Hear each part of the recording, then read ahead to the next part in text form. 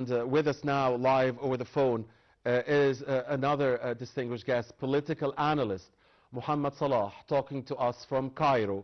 Good morning, Mr. Salah, and happy Eid.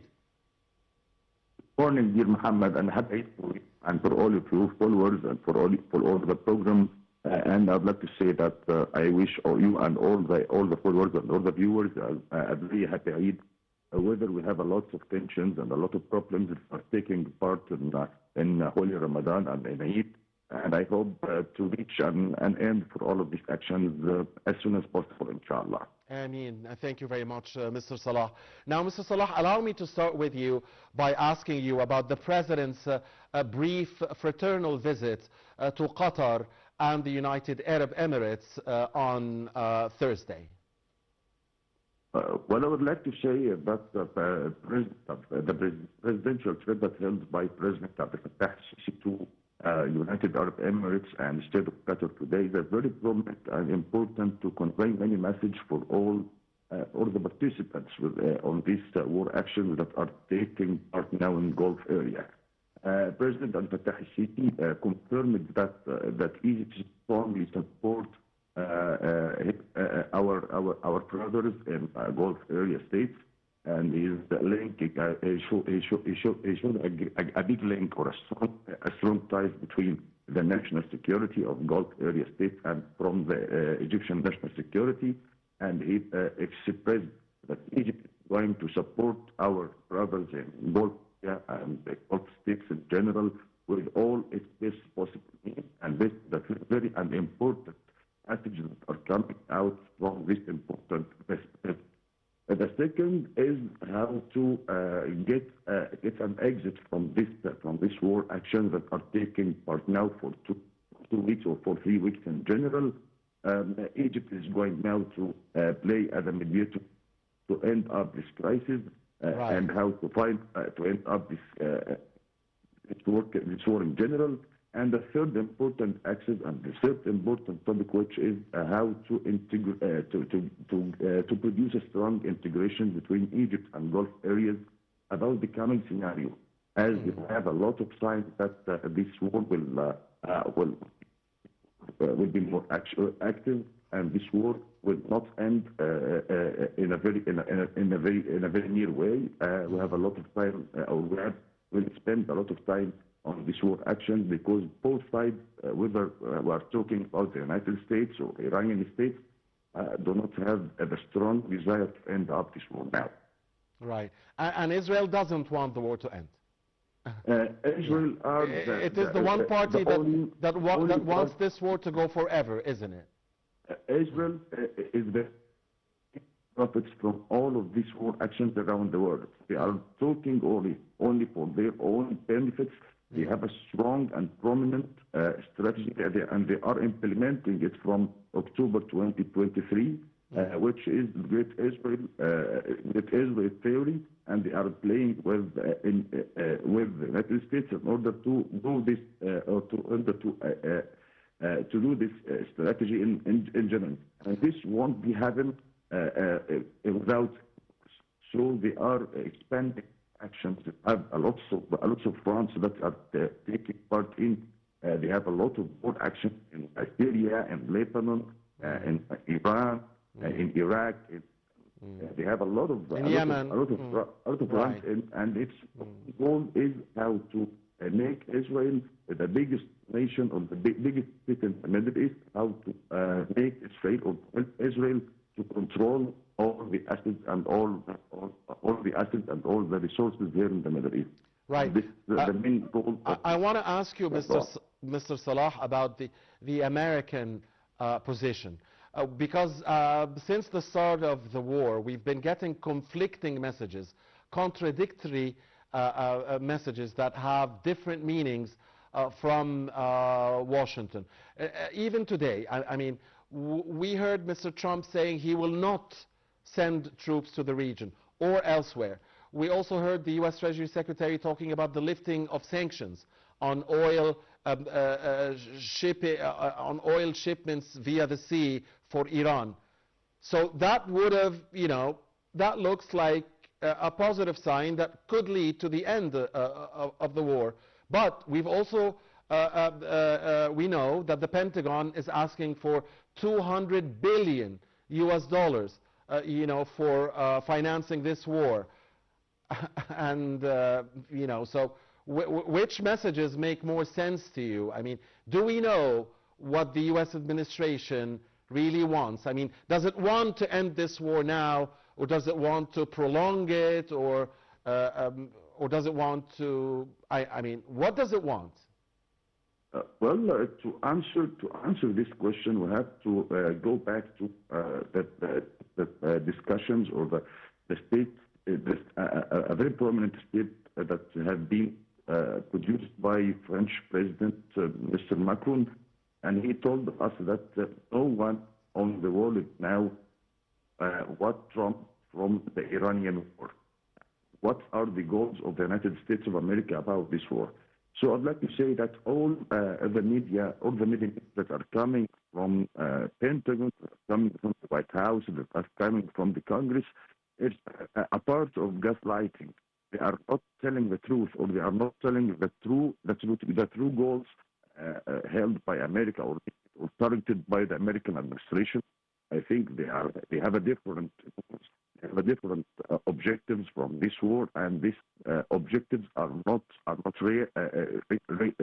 really known even for their allies in the West axis. These goals are not known for the European Union, are not for Great Britain, for France, for Germany. All of the West allies are what are the goals of this war? What are the goals of the objectives that President Trump is looking forward out of this war? So these types of contradicted speech, this type of false media news, this type of delivering both contradicted ideas or both contradicted news are for only one goal, is to complete the war actions as they know. And I'd like to say also that negotiation itself was not a real negotiation process that had been held by Iran and the United States. It was also a part of the plan for war. Let's say that President Trump have announced when we went to the White House for the second time that he will achieve peace throughout war, throughout power, and this is the only way for President Trump to reach stability or to reach peace by his own viewpoint. We have to know that he has changed the name of the defense state to war state. So we are in front of a prominent or a stable scenario for going to control all the world, to control the trade, the maritime corridors, to control the international trade. All of these goals are the real goals of President Trump, but he is not going to say it in a direct way. He's using or he's maintaining gaslighting campaigns in order to reach his own goal, and this is what we are going now. So all of these actions about a proper end for this war is not really in general. I'm sure from that. You pointed, Mr. Salah, to the fact that the Secretary of Defense has been renamed the Secretary of War. We hope that the Board of Peace will remain the Board of Peace and will not be called the Board of War later. But anyway, from the Iranian point of view, Mr. Salah, what do you think they want? I mean, because they said they are ready to, to fight for months, because they believe, the Iranians, that they will force, in the end, Mr. Trump to declare a unilateral ceasefire, or to claim a victory, while they too will be claiming victory, because they will not surrender to the terms that Mr. Trump wants them to surrender to. But they are also, yes, they are hurting the Israelis and the Americans in this war, and the global economy, and many, but they are also being hurt. I mean, there has been a lot of damage inside Iran. Iran has probably lost 5-10 years of, you know, it will have to rebuild maybe to get back to the position it was before the war, maybe for 5 or 10 or more years. Well, let me say that the most goal, or the only goal for Iran from this war is to sustain, or is to exist. Not only, they do not have any other way, because they know well that they are fighting the biggest army in the world. They are fighting the highest level of technology in the world. They are fighting. I have to say that the American army is not easy to fight with. It's not an ordinary enemy, or like any other enemy that you might be in a struggle with. So I think that the Iranian people's main goal is to exist, or to survive from by the end of this war. Whether they have they have a lot of effects, whether they have a lot of problems, whether they have a lot of losses in their leaders, in their resources, and their infrastructure. All of these actions are accountable, or are expected from their side. So they are playing on the only way from this war is to exist. With yes, the understood. nuclear system, with the missile systems, with the drone systems, with a strong ties with China and Russia, to end up this war by failure, or political failure from the American side. Right. So one final question and a brief answer, Mr. Salah, please. So is the most likely scenario for the end of this war, is it a unilateral declaration from the part of the U.S. that it has stopped its strikes, and Washington would claim victory, and then Tehran would also claim victory, and Israel, of course, would be sad at the end of wars? I mean, is that the most likely scenario? What I'm seeing, that the most likely scenario about the end of this war action will be withdrawal, a fake withdrawal, or a heroic withdrawal from the side of America.